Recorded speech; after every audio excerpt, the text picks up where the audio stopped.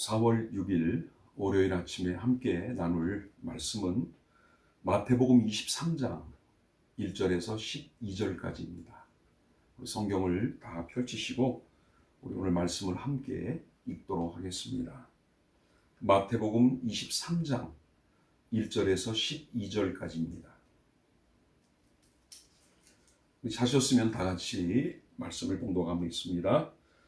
이에 예수께서 무리와 제자들에게 말씀하여 이르시되 서기관들과 바리새인들이 모세의 자리에 앉았으니 그러므로 무엇이든지 그들이 말하는 바는 행하도 지키되 그들이 하는 행위는 본받지 말라. 그들은 말만 하고 행하지 아니하며 또 무거운 짐을 묶어 사람의 어깨에 지우되 자기는 이것을 한 손가락으로도 움직이려 하지 아니하며 그들의 모든 행위를 사람에게 보이고자 하나니 곧 그 경문띠를 넓게 하며 옷수를 길게 하고 잔치의 윗자리와 회당의 높은 자리와 시장에서 문안받는 것과 사람에게 랍비라 칭함을 받는 것을 좋아하느니라.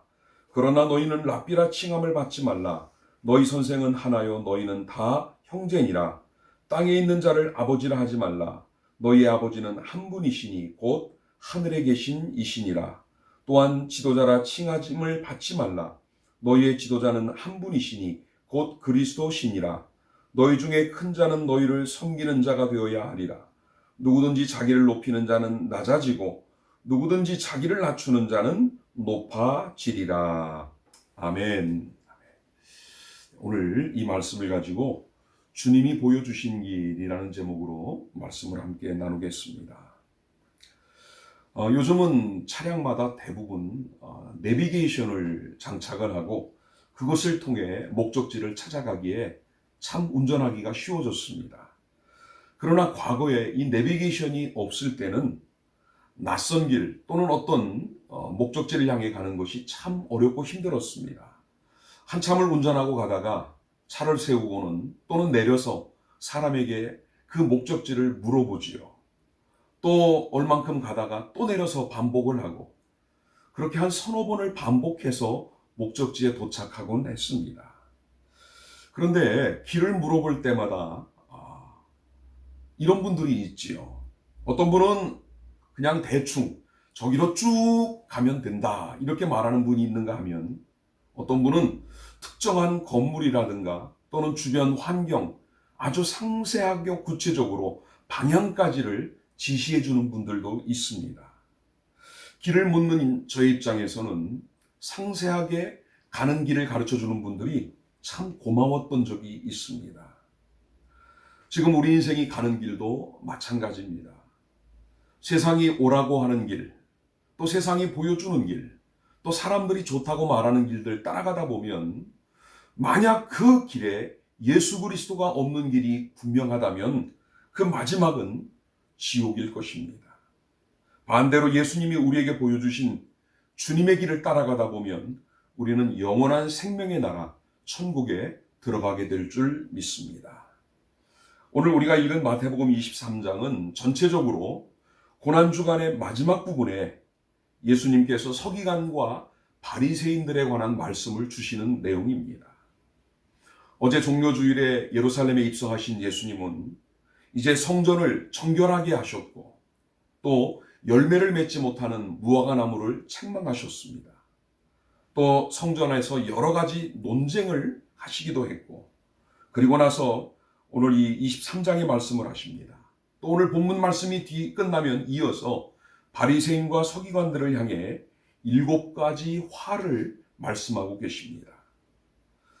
오늘 말씀을 통해서 예수님이 우리에게 보여주시는 길은 어떤 길인지를 함께 찾아보려고 합니다. 오늘 본문을 보니까 첫 번째는 세상에 책망을 받는 사람이 있다라고 말씀을 하십니다.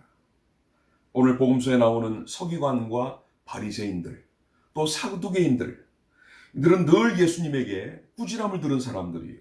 또 절대 본받아서는 안 되는 인물로 그렇게 묘사되고 있지요.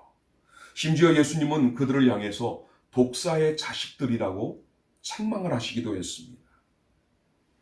우리가 들어본 말이지요. 칭찬은 고래도 춤을 추게 한다라는 말이 있습니다. 예수님이 만약에 바리새인과 이 서기관들을 칭찬하고 잘한다 라고 격려해 주셨다면 그들도 달라졌을까요? 전혀 그렇지 않습니다. 예수님은 한 번도 그들에게 따뜻한 말씀하신 적이 없습니다. 오늘 본문 3절을 보니까 그들이 말하는 바는 행하고 지키되라고 말을 합니다. 다시 말하면 그들의 말이 틀린 말은 없다는 얘기지요. 그들이 바른 말, 또 율법에 있는 말 제대로 한 것은 분명해요. 다만 그들의 문제가 뭡니까? 그들은 말은 했지만 자기들이 지키지는 않았다라는 것 때문에 책망을 받은 것입니다. 야고보서의 말씀처럼 행함이 없는 믿음은 죽은 믿음이지요. 행함이 없는 진리는 쓸모없는 진리가 될 수 없습니다. 그들은 무거운 짐, 율법이라는 짐을 남들에게는 열심히 지우고 자신들은 하나님의 뜻과는 전혀 다르게 살아갔다는 거예요. 외식하는 것, 바로 하나님의 책망의 문제이기 때문입니다. 두 번째로 오늘 본문을 보면은 스스로 낮아져야 높아질 수 있다라고 말씀하십니다. 우리 그리스도인은 삶을 통해 하나님을 드러내야 될 사람들입니다. 또 우리의 말과 행동 모든 것을 통해 우리 하나님이 영광을 받으시도록 해야 합니다. 예수님이 보여주셨던 겸손과 낮아짐의 모습은 인간의 행위는 감추고 하나님의 영광을 드러내기 위함이었습니다. 그런데 바리새인들, 이 서기관들의 문제가 뭐였습니까? 자신의 모든 행위는 사람에게 보이기 위한 것들이었습니다. 결국 하나님의 영광은 가려지고 자기들이 높임을 받고 존경을 받는 것, 그것이 목적이었던 거지요. 서기관과 바리새인들은 다른 사람에 비해서 남들보다 높은 자리, 또 존경받는 자리, 인정받는 자리에 그들 스스로가 있던 사람들입니다. 그렇다면 더더욱 자기를 낮춤으로 하나님의 영광을 드러내야 됨에도 불구하고 그들은 오히려 자기가 그 자리에 주인이 되려고 했던 것입니다. 이 땅에 오신 하나님의 아들 독생자 예수 그리스도는 만왕의 왕이시지만 더 낮은 모습으로, 그리고 마지막은 십자가 죽음의 모습으로 그분은 순종하셨고 낮아지셨습니다. 오늘 우리의 겸손은 그 자체의 미덕이 아닌 하나님의 영광을 위한 것이 되어야 할 줄 믿습니다. 마지막 세 번째 우리가 생각할 것은 오늘 여러분과 저의 자랑은 오직 예수 그리스도가 되어야 한다는 것입니다. 하나님은 모든 사람에게 구원이라는 선물을 주셨습니다. 또 우리는 하나님의 놀라운 은혜 안에 살고 있는 사람들입니다. 은혜 아래에서는 누구도 자기 의로움 때문에 구원받았다고 자랑할 수 없습니다. 여러분, 능력이 구원을 가져다 주었습니까? 아니면 어떤 선행이 여러분에게 구원을 선물로 주셨습니까? 우리 모두는 예수 그리스도, 그분의 십자가 대속의 죽음, 그 희생으로 구원받은 사람들입니다. 이제 우리에게 구원의 선물을 주신 하나님께 모든 영광을 돌려드려야 됩니다. 예수님의 십자가 보혈이 우리를 구원하셨는데 다른 무엇이 우리의 자랑거리가 되겠습니까? 사도 바울이 나는 오직 십자가와 부활하신 예수만 전한다고 말한 것처럼 오늘 우리도 그런 성도들이 되시기를 바랍니다. 다시 말하면 우리 삶의 본질의 문제를 말하는 거지요. 어떤 사람이 약속 시간에 쫓겨서 차를 좀 과속하며 운전을 했습니다. 한참을 달리고 있는데 눈앞에 단속 카메라가 있는 것이 보입니다.